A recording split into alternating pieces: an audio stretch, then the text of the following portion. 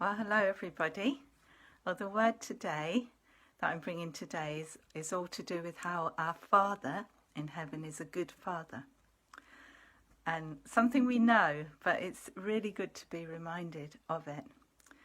The verses are in Psalm 103, verses 13 and 14. The Lord is like a father to his children, tender and compassionate to those who fear him. For he knows how weak we are. He remembers we are only dust. Psalm 103, verse 13 and 14. And thinking about the Father, I always think about the story of the prodigal son. I remember when I was reading it, I used to read a sort of an up-to-date modern version of that story to our kids when they were growing up. And I always used to cry at the point where the son comes home.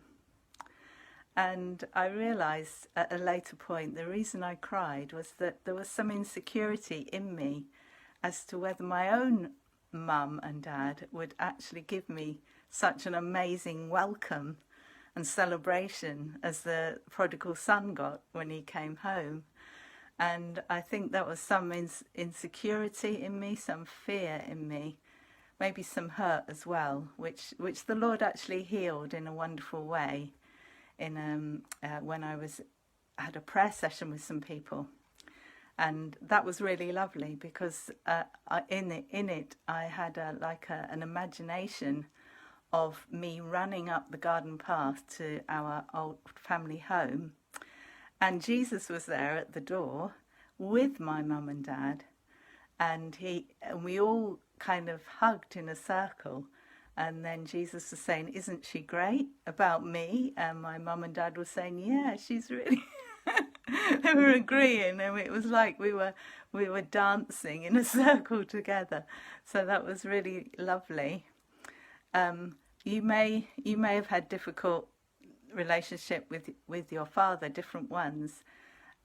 So I know that God can heal those things, but more importantly, or rather above all, he loves you as a loving, compassionate father does.